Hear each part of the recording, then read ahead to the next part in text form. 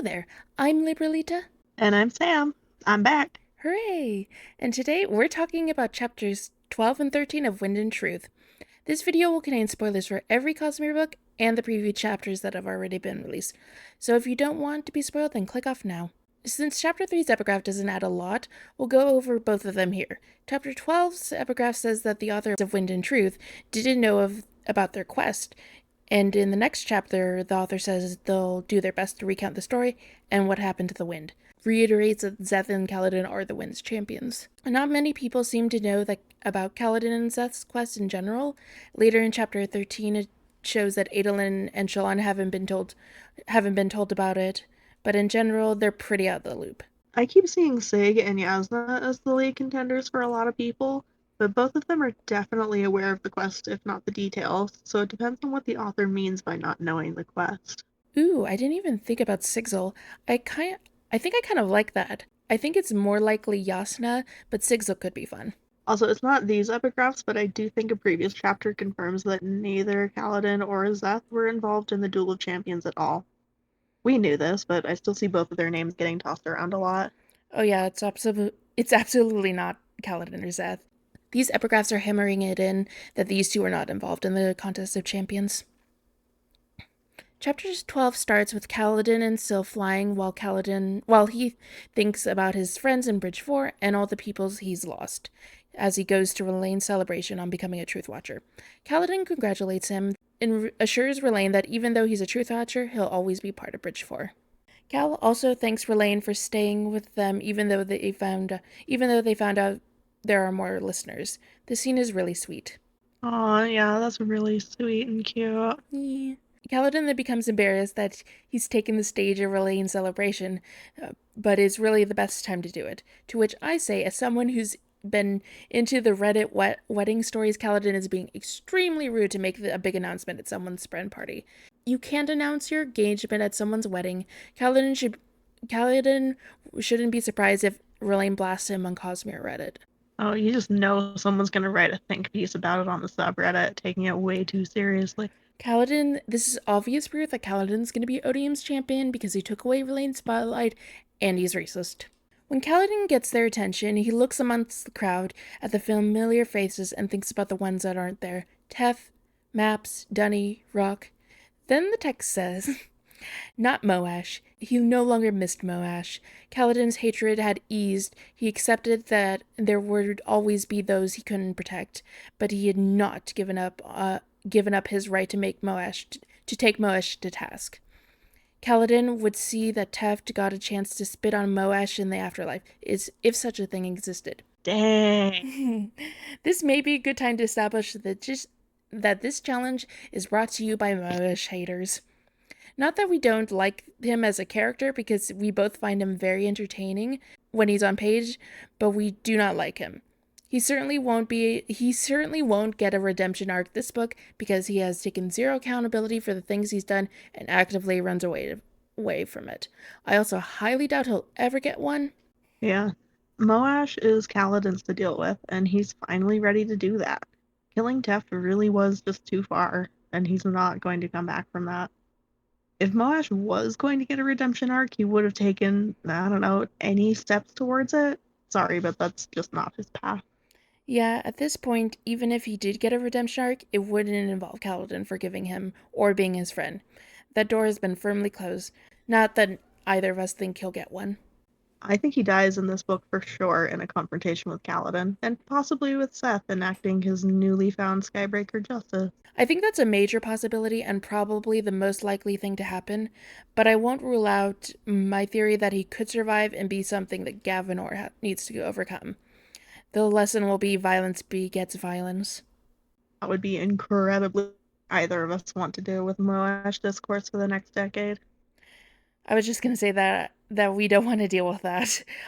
And yeah, honestly, this line makes me think Moash is gonna die this book. Yeah, he doesn't come out of another encounter with Kaladin alive, in my opinion. Agreed. Kaladin's speech, he basically gives the orders to not die, which reminds me of the greatest story ever told, Full Metal Alchemist, where Riza refuses to die because she was under orders not to. and I expect all of Bridge 4 to take these authors just as seriously. At the end of the speech, Kaladin finally gets his Bridge 4 tattoos, and all of the fan artists wept because those gloves seem like a pain in the ass to do. It really feels like those loose ends from the series are all being tied up. Yeah, everything is coming full circle. If Kaladin survives this book, he'll take a major backseat in the back five, and we're preparing for that. We'll go over a bit on how we feel about Kaladin dying, but honestly, the idea of him being in the back half really excites me. Him being the wise mentor to the next generation, and then going full badass mode when the time comes. He's going to be a therapist and help everybody he can. We'll probably see him in the background a fair amount. King Kaladin Stormblessed, healer of minds. Aww. Who do you think will be harder for him to fix, Ishar or Kelsier? You know what's funny is we're probably actually going to get a real answer to the question. Maybe. Kaladin takes Sigil, Scar, and Lopen aside, and now it's time for Sunlit Man feels. Because Sigil doesn't feel like he's gonna be a great leader like Kaladin. Kaladin doesn't know if he'll come back, but even if he does, he feels like it'll be different. I've never really believed that Kaladin was gonna die this book, but this could be foreshadowing, so that's concerning. But I think it's more likely that he's going to be changed somehow. And this could absolutely be Cope, but I don't believe he's dead in Sunlit Man. Sigil was surprised to see Kaladin on Canticle. That's just what it is. I think Kaladin was 100% alive as of the last time Sig saw him or heard about him. I'm not totally convinced he's still around and kicking in the early space age, but I think he survives the 10 books for sure. I called Vin and Ellen dying fairly early on in Hero of Ages on my first read through, and this just doesn't feel like that foreshadowing. Could be Cope, but we'll see. I already knew about Ven and Elend going into Mistborn, so I can't speak to that, but Teft was pretty obvious, and, Wayne would have been obvious had I not received some bad advice. That's a story for another day. Brandon tends to telegraph his big deaths, and I haven't gotten any of those vibes re Kaladin since Words of Radiance. It's a fairly common argument now, but Kaladin's arc is about learning how to live, so some heroic sacrifice or a random death would be really out of place. Also, something to note is Kaladin says, but if I do come back, I get the feeling it will be different. So I wonder if this wording is used because maybe Sigil will be the one who's different, because it's possible he'll start his Sunlit Man journey this book. I'm convinced that Sig will start his Dawn Shard shenanigans in this book. Sunlit Man is recommended to read before this one, after all. The Dawn Shard feels like a rather desperate move in a desperate situation, which we're absolutely facing now. Yeah, that's a good point. Sigil then says that he's not the man Kaladin is. He doesn't belong here, not only in the position, but he doesn't know if he belongs as Radiant. And then we all laugh because Sunlit Man. Kaladin has always felt that Sigil was younger because, quote, not merely because of his height, but something in that round face, those eager eyes, and that incredible weight of sincerity, buried deep beneath a veneer of cynicism. God, I'm not ready to see everything between now and Sunlit Man that destroys that. We're gonna reread Sunlit Man after this book and just sob. Sig is so different in Sunlit Man too, so it'll be interesting to see the beginnings of what sets him down that path. But what's always been sad about Sunlit Man is that he feels so similar to when we meet him in Way of Kings, and just knowing that he'll go back to that point is just heartbreaking. Kaladin assures him that he's the man for the job. The three say one last goodbye when Kaladin meets with the greatest boy in the world, Zeth. Finally, Zeth whispered, I return to my homeland. Once rejected, I told I lacked truth. I return with knowledge that I was right all along. We have reached the end of days, and I hunger for something I cannot describe. He's such an anime character, I love him. Where Zeth stands first and human second. The Nightblood chimes in with pancakes, the black sword strapped to Seth's back said in their minds. Seth, I think it might be pancakes. Justice or reconciliation, the man said. Condemnation or salvation, I don't know yet. Oh, metaphorical hunger. Yeah, I understand. It paused. Can I have your pancakes then? I'm so happy to have these two back, but I'm a bit sad that Kaladin smiled at this. It'll be less amusing if Kaladin has accepted the clown car he's traveling in. Yeah, but Kaladin warming up to them means friendship. This is true, and I'm sure we'll have very funny moments and sad moments of him not knowing how to deal with friendship. On to Chapter 13. They arrive at the Azimir Oath Gate on Shadesmar. As Shallan undoes her messy bun, a few beads fall from her clothes and hair to see, and they seem to be attracted to her. It's revealed that these beads are actually creation spren, who try to imitate what the beads represent in the physical realm but end up turning into beads. As I read this, I wondered if these were going to be her armor spren, and I turned out to be correct. Our girl finally gets her shard plate. It's unclear if it was folding in Veil or re-swearing her first-ish oath that did it, but she's progressing, and now we have two main characters at the fourth ideal. I'd have to go back and check to see if the beads were acting weird around her prior to re-swearing her oath. I think it's more likely to do with that than Veil, but maybe we'll get an answer. The Oathgate Spren are being difficult, and it's discovered that Shah Anat has gotten to them and changed them. They know they no longer want to be oppressed and are willing to let the army heading towards Azimir through. Also, when Shallan says she's under the authority of the bondsmith, they ask which one. This makes me think that Todium might start planning to try and get the Night Watcher bondsmith. It might be easier since cultivation is doing something with him. I don't know. On his side is feels possibly too strong. There's also Ishar to be wary of here. Shah Anat and her spren could be something of an unexpected wild card in this book, honestly. Gliss and Toomey are firmly on our side, but these Oathgate spren are much more neutral and less discerning. These spren are making me think about how throughout the series, especially in the previous books, there's been a theme about the spren choosing, and I this is kind of hard to explain. This is kind of hard to explain, but I think we need to kind of understand the history between humans and spren a bit more. Like, did they not choose this in the first place, but now we're gaining that autonomy? Have they gained more autonomy throughout the centuries, like how spren start off childlike and lose their memories, but they gain it over time with their bond with humans, and so now they can make their own decisions. I have no idea if I'm making sense, but there's just something there that I'm trying to pick out. And what I got from it was that these spren in particular had been set to the task of guarding the Oath Gates and didn't have much choice in the matter. Shah Anat seems to be moving much more freely now with Odium's new vessel in charge and corrupted them, essentially freeing them from that task. That's a good point. I don't know if I've said this here, but I have had this theory that some of the unmade swore themselves to raise rather than odium, so their oaths can be broken now that odium has a new vessel. And do we know that the Unmade had oaths with Odium in the first place?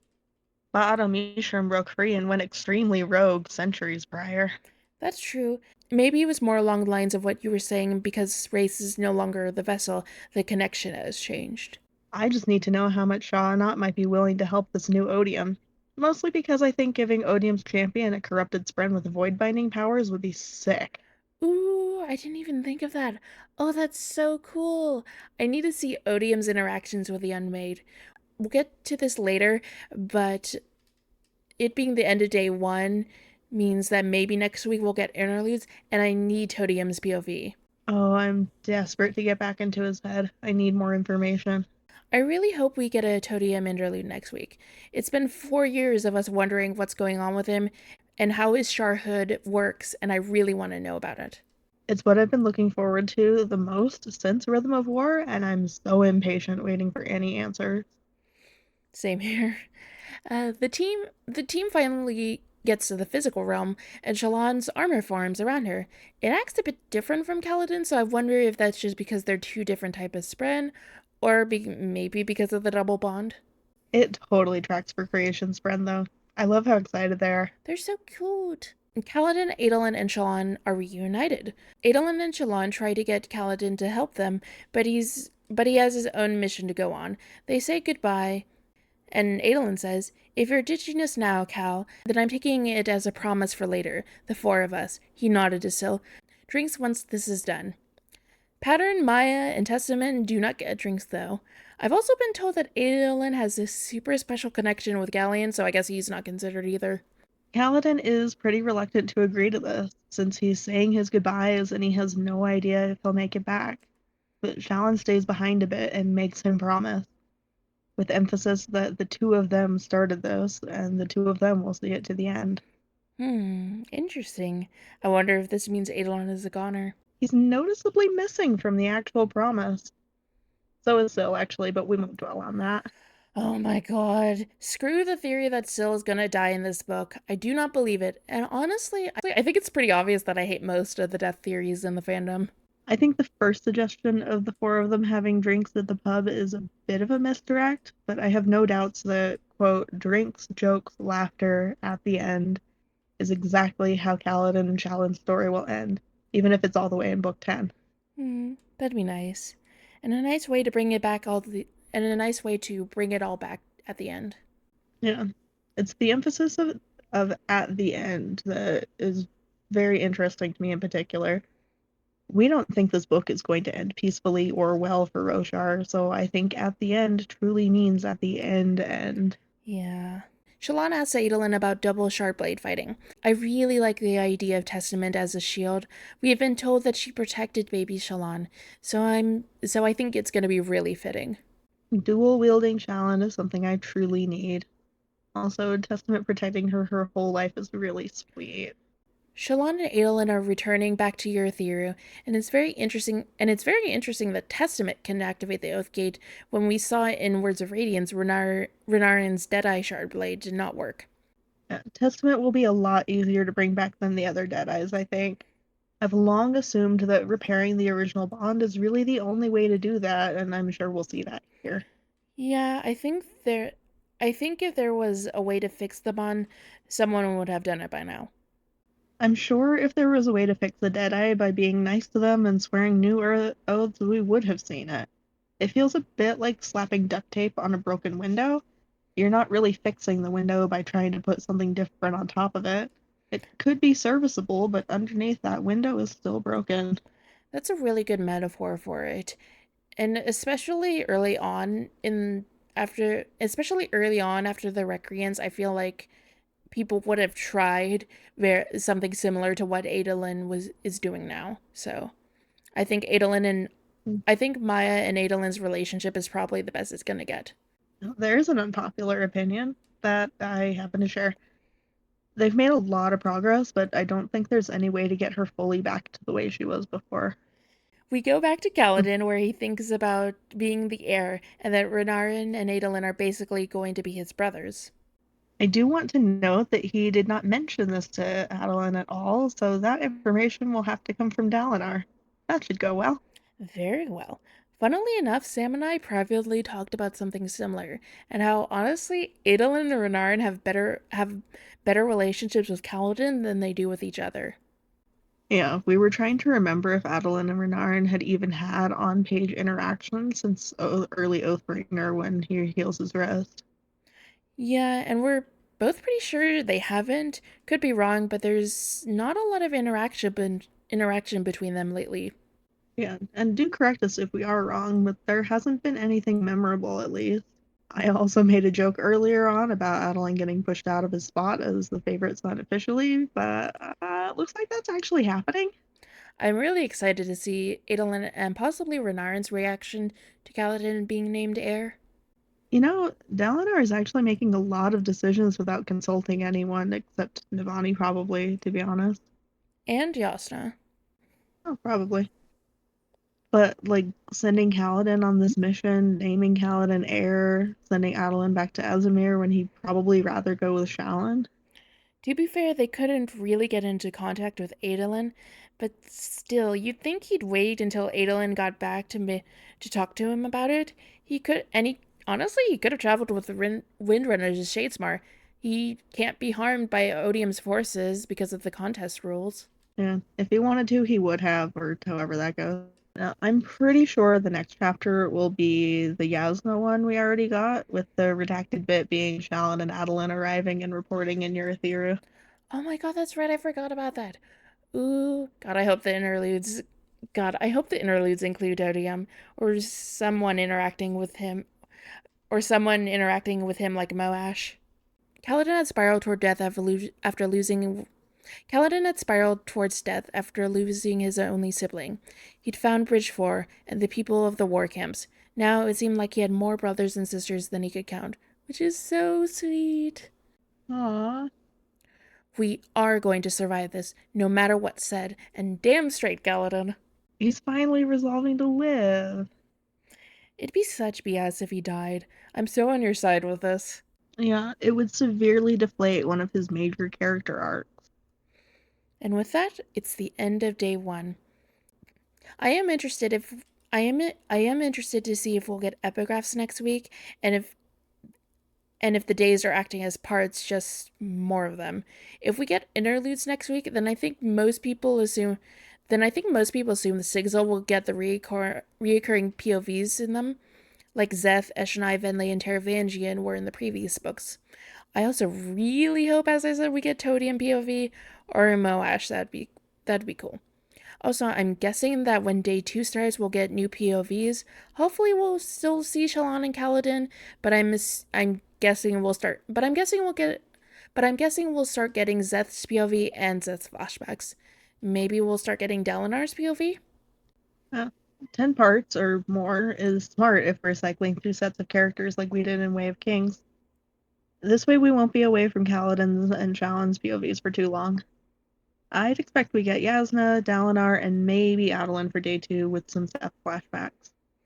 Plus, if he cycles through a lot of characters, it'll give him a chance to wrap up a lot of loose ends for now. Yes, this isn't the ending like Era 1, but we're already seeing stuff with Kaladin getting wrapped up like with his cloak. I'm excited to see who we'll get for day 2. Also, Sam and I definitely didn't have a back and forth about who is going to get a POV and ultimately cut it out. Oh, good. Taylor sees things my way now, and we're on the same page. Rude. Overall, these chapters were fine. We still need more Zeth, and thankfully he's with Kaladin, so the comedy can return. But for right now, that's all I have for you today. And remember, there's always another sacred.